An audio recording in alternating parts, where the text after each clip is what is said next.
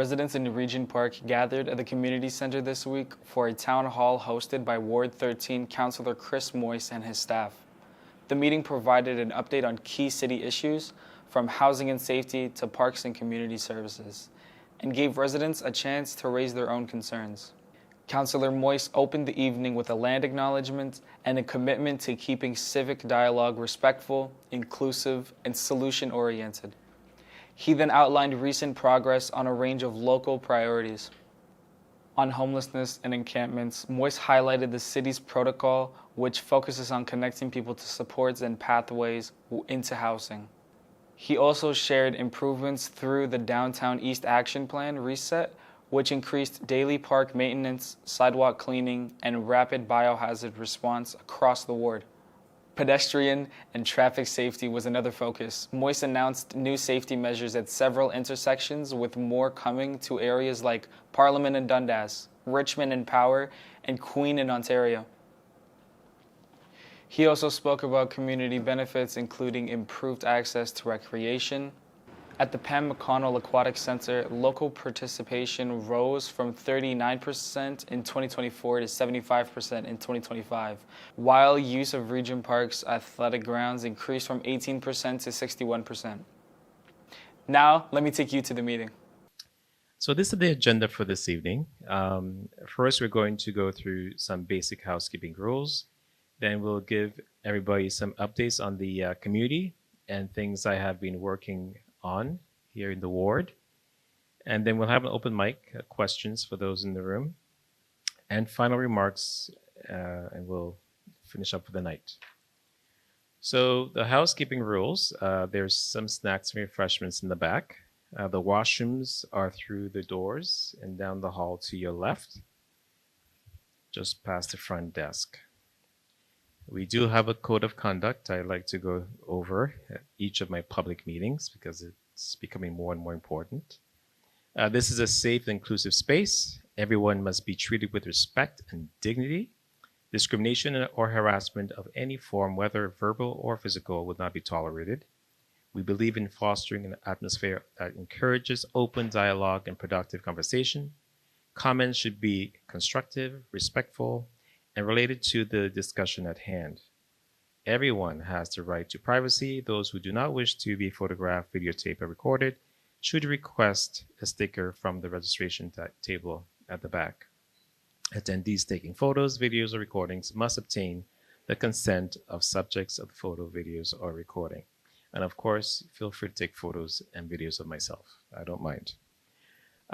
By following this code of conduct, we can have a productive discussion. So, encampment protocol. This is something that I've been working on for a long time as a councillor. Even prior to this protocol being in place, I did follow it, but it is something that we're very proud of the City of Toronto.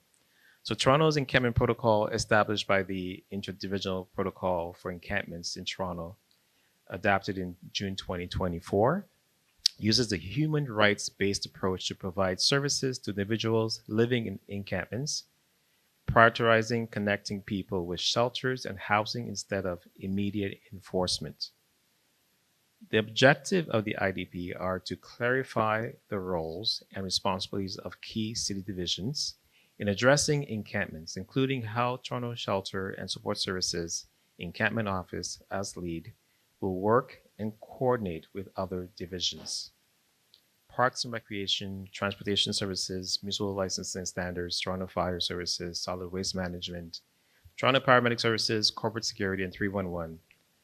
Our outreach staff engage with unhoused folks to offer support and access to indoor spaces. After voluntary departure for the person unhoused, cleanup begins after successful placement to a new indoor space. The protocol aims to build trust, address trauma, and ensure fair processes for all involved. After the space is cleared, new encampment bylaw signage are installed. Any new encampments that pop up at this location will be monitored closely by the division. My motion passed to create micro shelters as well. to break the cycle of opening and closing the Inner Center at the Exhibition Place ground. In July 2025, I put forward a successful motion for the city to explore the feasibility of using underutilized TTC parking lots for micro shelters to help address Toronto's escalating homeless crisis. This initiative follows a 2024 motion to examine using vacant city-owned land for micro shelters and a 2025 expression of interest process by the city to find partners for a pilot project. Staff are expected to report findings in early Q1 of 2026 on the feasibility of locating city-operated micro-shelters within underutilized TTC parking lots. So this is really important. Zero encampments. August marked a significant moment for our community in Toronto Centre. The final tiny home in St. James Park was removed after the individual residing there were permanently housed.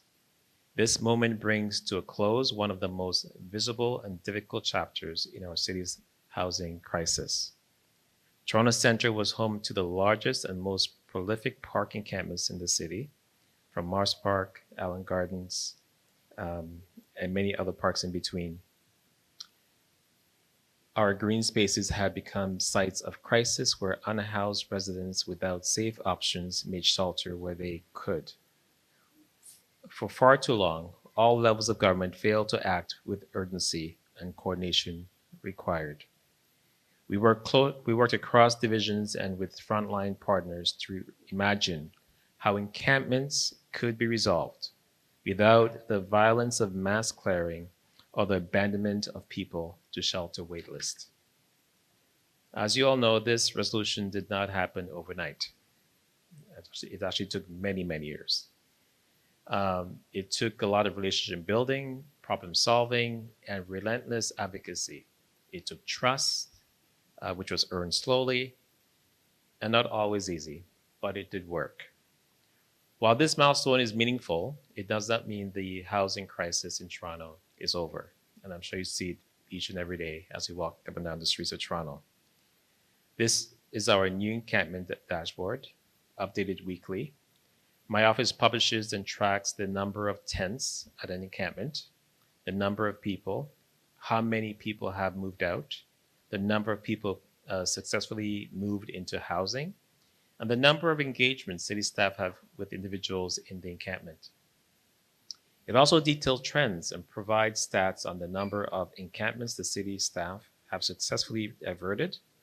If you visit chrismoise.ca/encampments to view the dashboard and look at weekly trends as early as 2023 at the 4 large parks in Toronto Centre.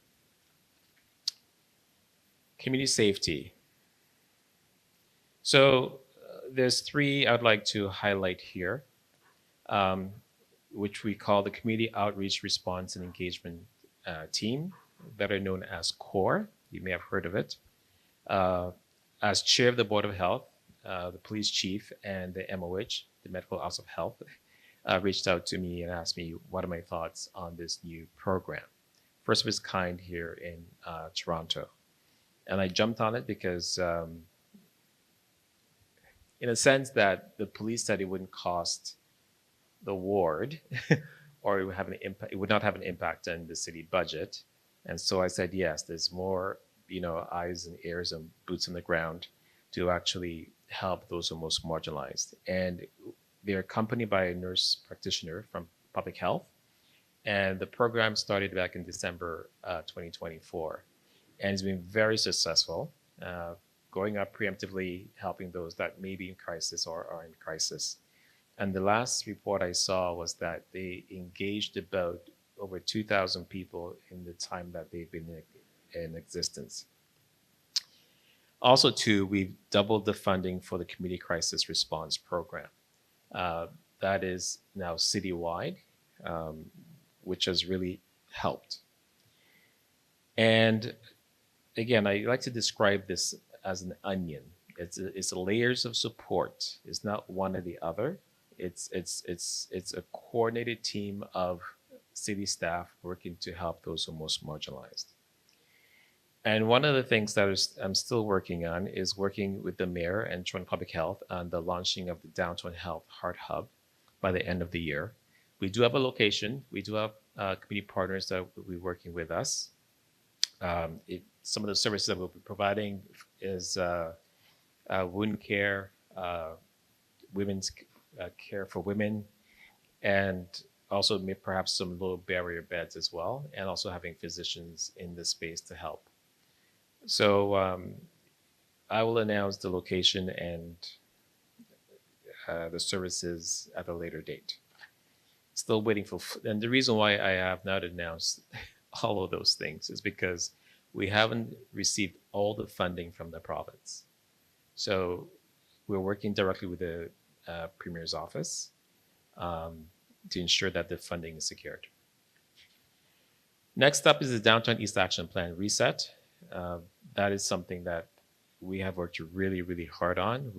As you know, we've had many public consultations on this last year, and we were very attentive, and I was very hands-on to make sure that this is implemented in a way that it was intended to.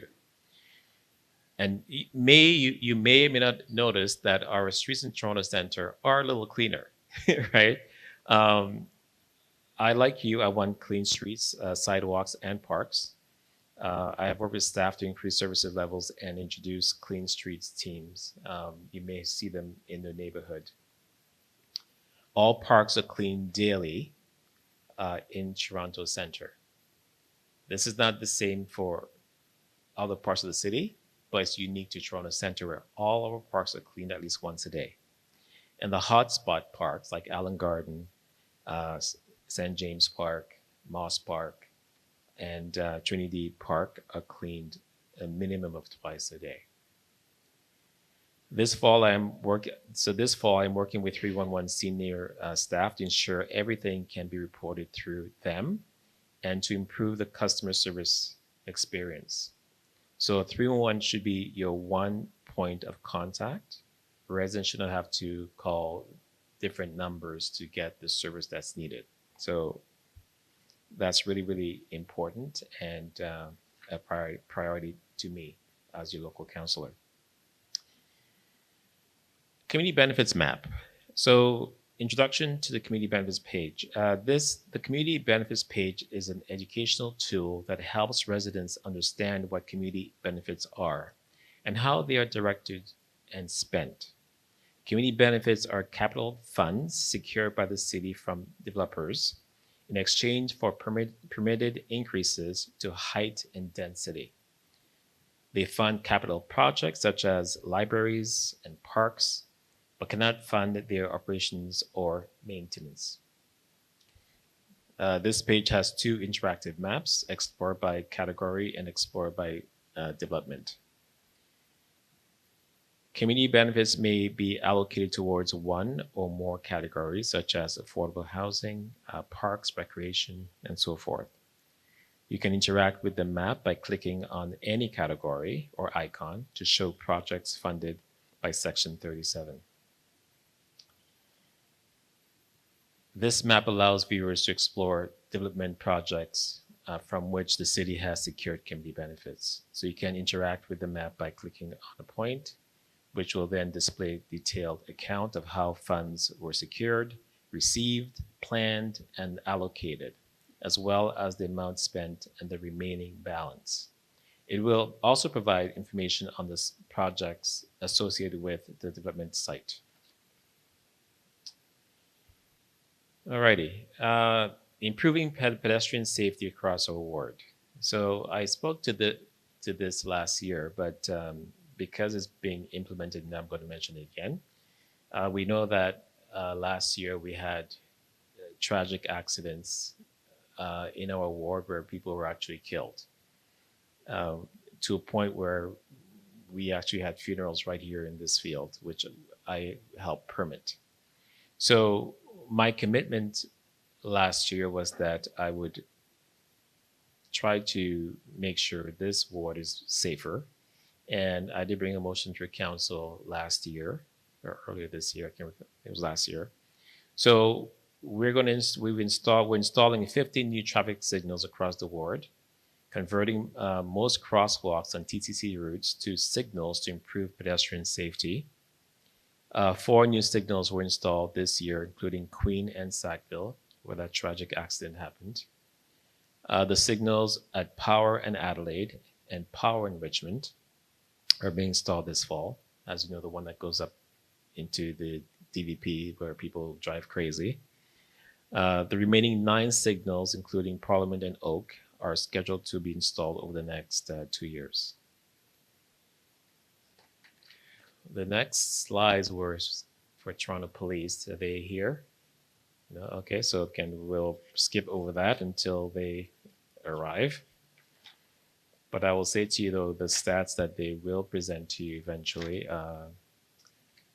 the trend has been going down in regards to different crimes in the ward from year to year. Neighborhood projects. Here we go.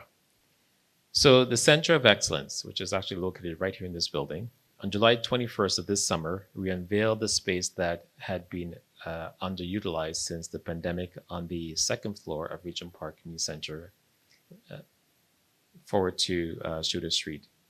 Through a community space audit, our office discovered that this space was not being used to its fullest capacity.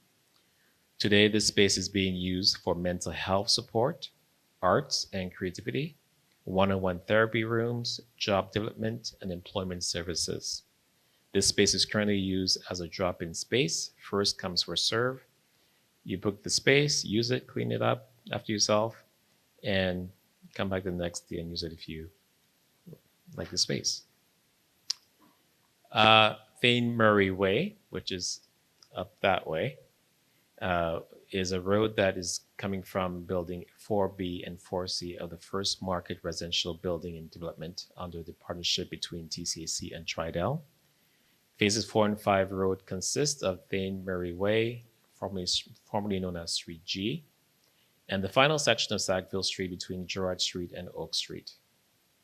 The draft plan for subdivision was submitted to the city for approval in October 2023, with the draft plan approved expected this summer 2025. This name was appointed by TCAC Community Outreach Unit and further updated. You'll receive further update in Q1 of 2026 to report on building 4B and 4C. And again, there's still folks talking about displacement in Regent Park. There is 0 displacement in Regent Park that was committed in the Regent Park Revitalization Project by Toronto Community Housing to prevent the permanent removal of residents. The official goal is for all tenants to have a right to return to a replacement social housing unit. Within the plan, no community members will be displaced outside the community. They will all return to a unit within the Regent Park community. This is included on the Rights to Return framework. A significant hurdle is the availability of appropriate RGI units within the new development, especially for specific household sizes and needs. Hence, we are currently working on community space audit to find suitable space for people to move back into the space. Some good news, more good news. The Zamboni and Hut in 2024, $433,655 was released to bring in a brand new electric Zamboni and storage shed will arrive at the Regent Park Athletics grounds, which is that way. The Zamboni is anticipated to arrive by the end of this year. Oak Street Play Enhancement from October 22nd to November 20th of 2024. Feedback on multiple playground design options was collected in an online survey. The survey received a total of 102 responses. Community engagement is ongoing. A second round of community engagement happened over the summer of 2025 online to review design options. Detailed design and contracting will be announced fall winter of 2025, again of this year.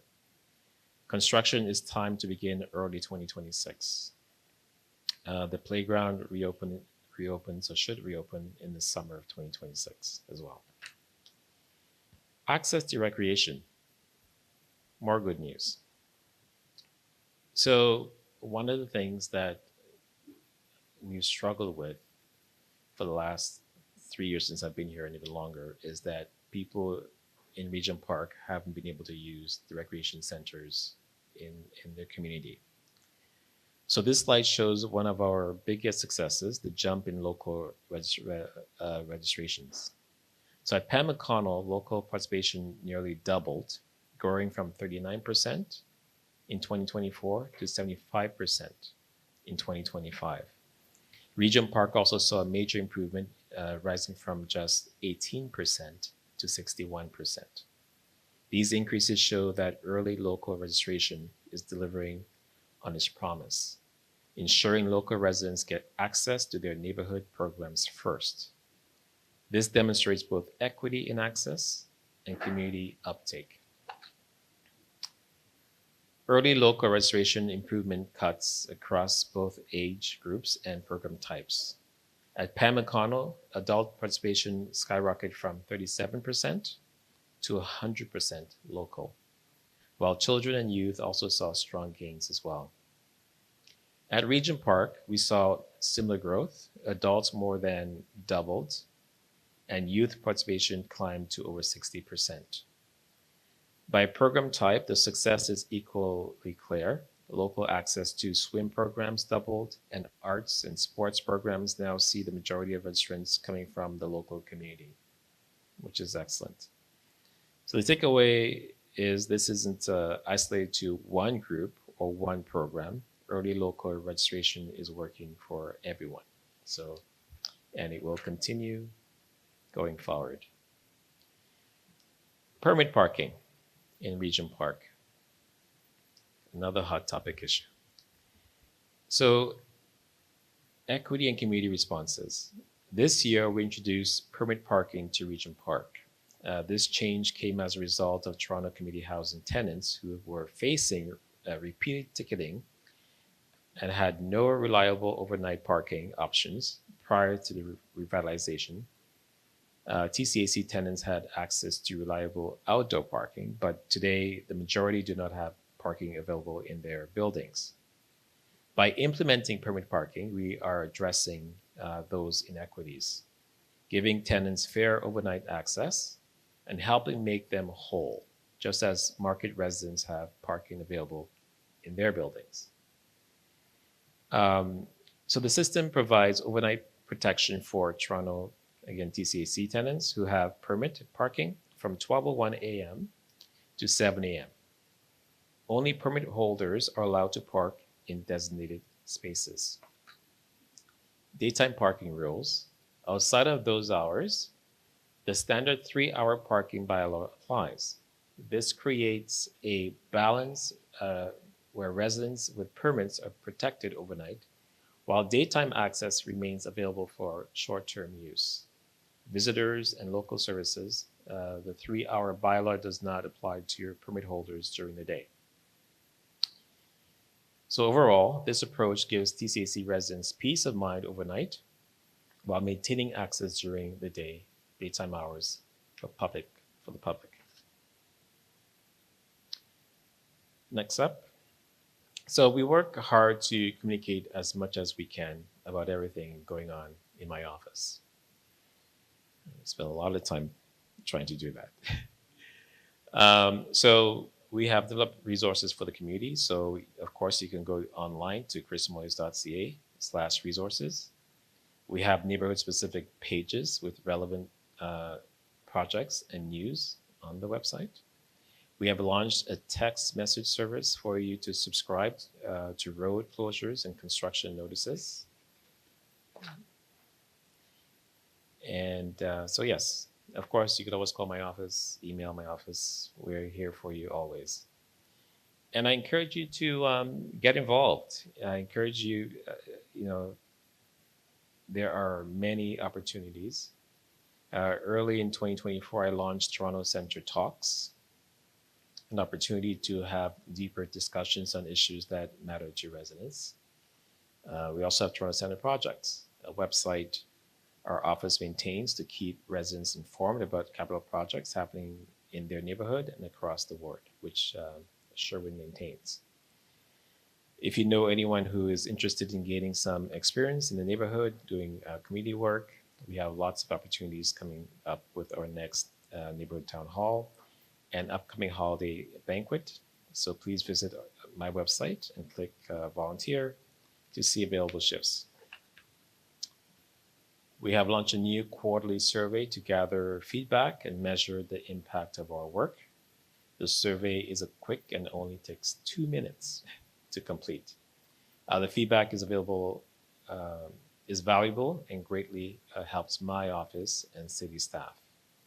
You can access the survey on torontocenterprojects.ca and save the date on our annual Toronto Centre Holiday Banquet, where we will recognize this year's Community Builders Award winners, is on December 5th at the St. Lawrence Hall from 6 to 9 p.m. It is a buffet-style dinner, and tickets are limited, so please RSVP.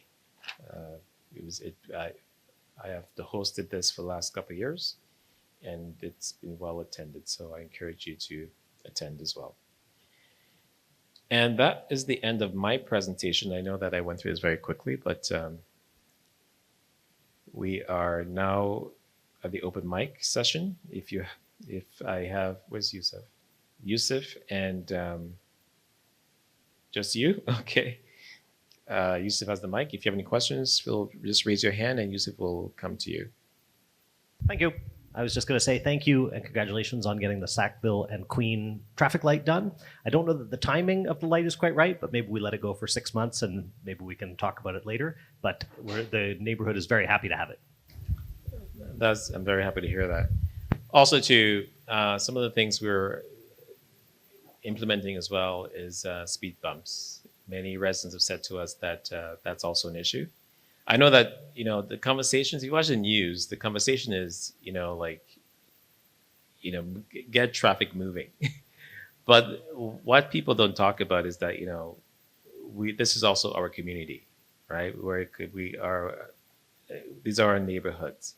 And as you can see, children are playing, right? And it's important to make sure that they are kept safe. And it's not only my responsibility, it's all our responsibility. And so I'm really happy that the residents have actually come forward and say to us, Councillor, for example, at the end of this street, we put some planters because there was a blind spot where, people couldn't see coming out, and that was a concern. Again, there's a school right here. So if you know of any other areas that needs attention, let us know. Thank you. Hello, thank you. My name is Nikki. I also live in the area, as probably we all do. I have a question about using 311 services and what to do to escalate if 311 is not responsive. So I know we spent over $100 million putting a new system at 311, and we actually just hired a new director for the facility.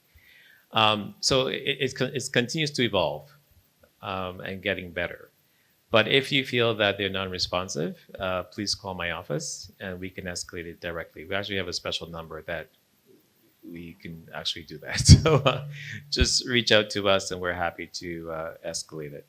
That's good to know. Thank you. Because we have been in touch with Macy from your office a number of times for several 311 requests that often I go back to check that the people on the phone are responsive, but when I go back to check the ticket number, it says canceled or done, and it's not done, and it gets canceled out, and that happens a lot of times. So, okay. Now I know you have a special phone number. We do. And I think to that reason that happens, I think, is it parks that's not yet on the system?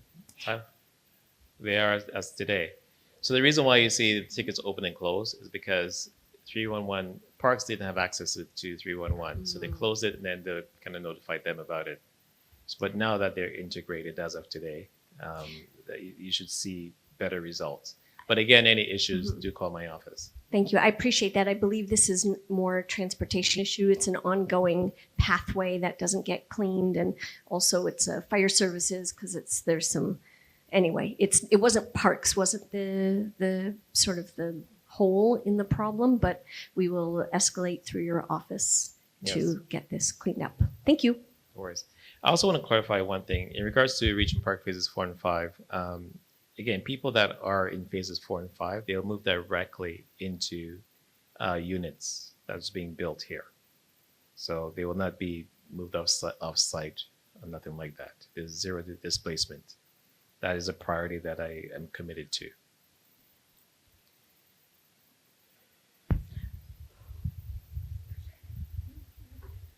Good evening, everyone. I don't have a question, I just have a comment. I heard you touch briefly on the citywide safety table. So Karia and myself, my colleague, we're a part of that. We are transitioning from the west to central, so we're just here to support. And I guess Karia will talk more. No, we actually put our newsletter on the table over there. So if people want to reach out to us, feel free to do that. We're just here actually just to listen and to learn more from the community first before we can kind of bring a lot of resources and supports to the community. Thank you. I also want to mention that our public school board trustee, Deborah Williams, is here as well.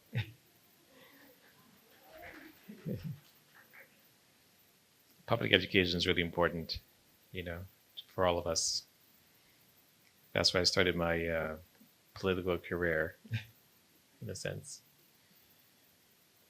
Any other questions? Bill, any questions for you? No? Hello, I'm Christian. The encampment protocol describes stats for managing tents, but does it commit to collecting and publishing meaningful data about outcomes? Without transparent data like collecting how many people move into permanent housing, we can't tell if the protocol is reducing homelessness or just moving people around. And will the city commit to gathering and publishing this information regularly?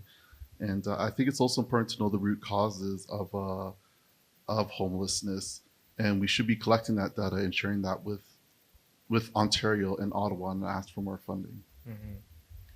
Well, I have to say to you, as Chair of Toronto Public Health, that is and housing is the social determinants of health, one of the social determinants of health. And so that is important to me. You'd be surprised how many people are on the brink of being homeless in our community and across the city. When I opened up my constituent office, I didn't expect the number of people coming in saying that they are on the brink of being unhoused, and we advocate for them each and every day. Be not only through TCAC but even just private landlords, right? And so connecting them up. So I do know the struggle. We have put such investments. I mean, we spent over $1 billion in housing in Toronto, right? Directly through TCAC and other means. I have many community partners I work with in this ward alone. Dixon Hall being one of them. Fred Victor. I could name, so many. We opened up 65 Dundas Street East. That houses over 300 people with wraparound services. We've done our part. And this is why, for me, I said this yesterday at committee, that, one of the best things that council did was they actually delegated housing to staff rather than the politicians. Because when the politicians put their hands in the mix, it's always not in my neighborhood. Like I hear that from the Scarborough councillors, the Etobicoke councillors, the Northfield councillors.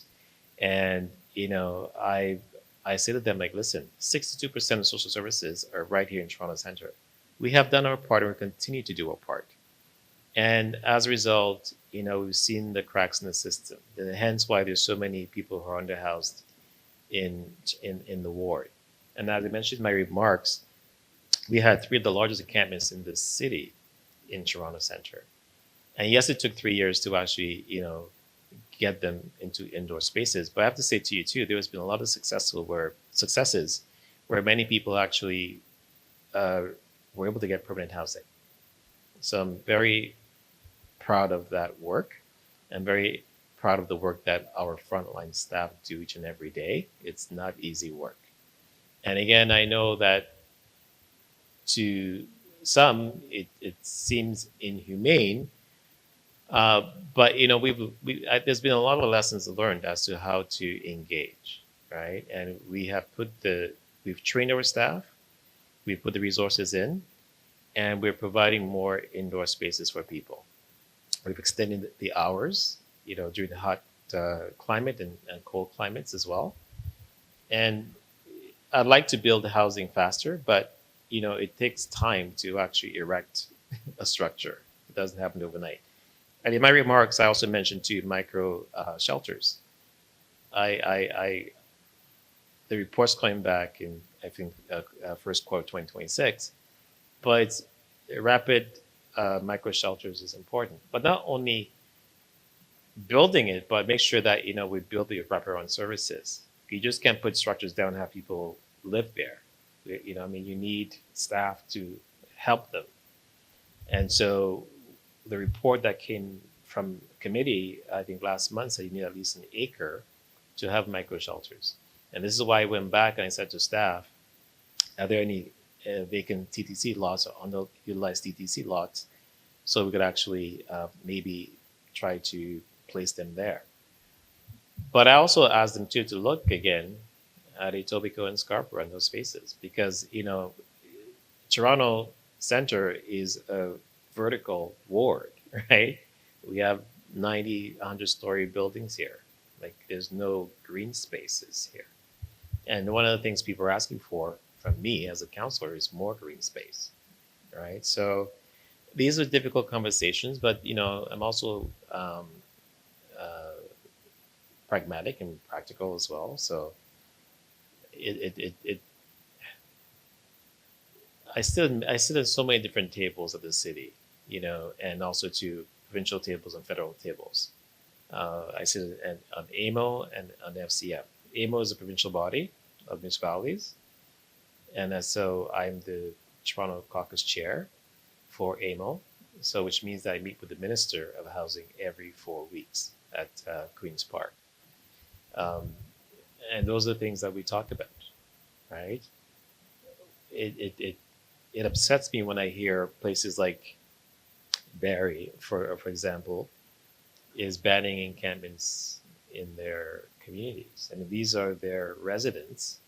And of course, we know that if they have no safe spaces, then they're going to move where they feel welcome, right? Which means that it's going to impact Toronto even more so. And that's not fair for them. It's not fair for us.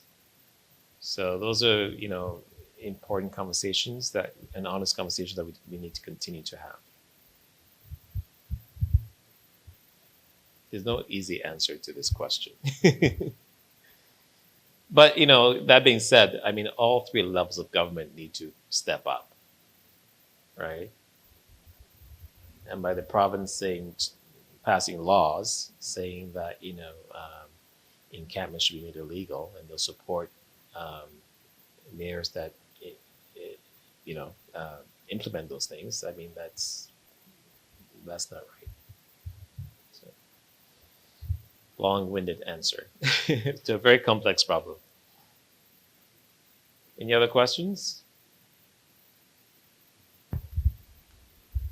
Hi, thank you for presenting. I was just going to ask if you could go over the part of the presentation about the Toronto Police Department, even if they're not here, just for the people who are here. I did not review those stats because those are not my stats. It's their stats. But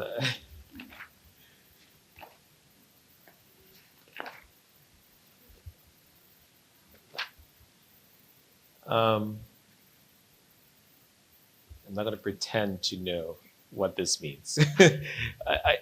I'll just high level. I mean, I meet with the superintendent 51 division once a month and the inspector. And we go over crime stats in the ward and where the hotspots are, what they're doing, you know, what undercover things that are taking place. And, you know, so I get all the information. The important thing to note, though, is that when they go over these stats with me on a monthly basis, it continues to go down. And thankfully, I have a great relationship with the chief of police, and he's still trying to convince me to sit on the police services board, but you know. But so I have a great relationship with the police and 51 Division, and so 51 Division is the largest division in the country. It's also the busiest. And it's important that, you know, they have a full complement here, right? So they can actually serve our community. It's important to know the neighborhood officer program actually started right here in Toronto Centre in Regent Park. And is now in 15 neighborhoods across the city. But one of the issues we have in the police service right now is that a lot of the senior officers who have experience are moving on elsewhere.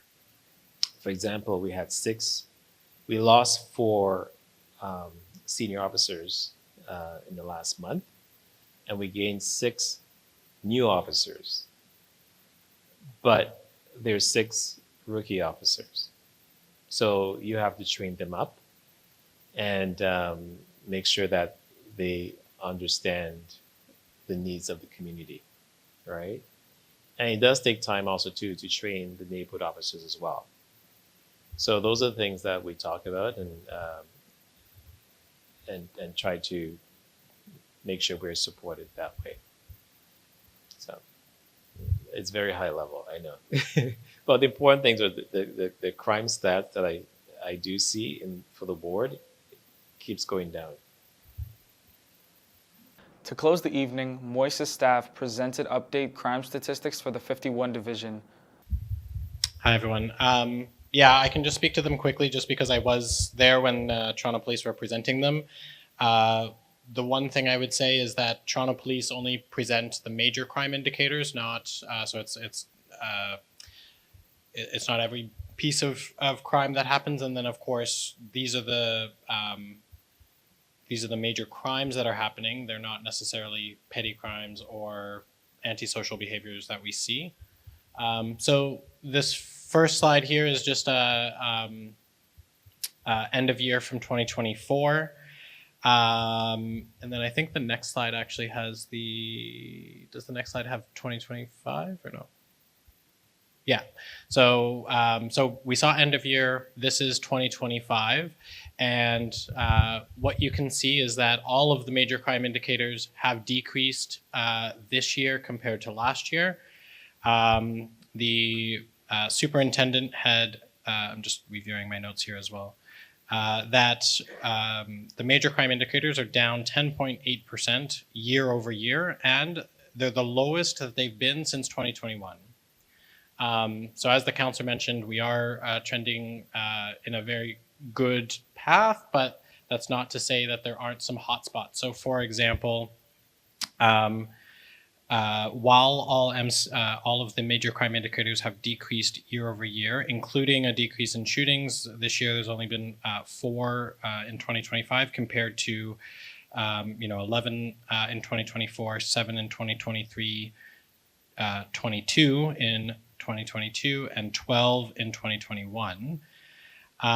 Assaults have also decreased overall, but and I think we can see it not here, but on one of the future slides, that there's been an increase in St. Jamestown North, and that Moss Park continues to see the most total assaults overall. So if we can just go to the next slide. So these are the shootings, again, 4 this year compared to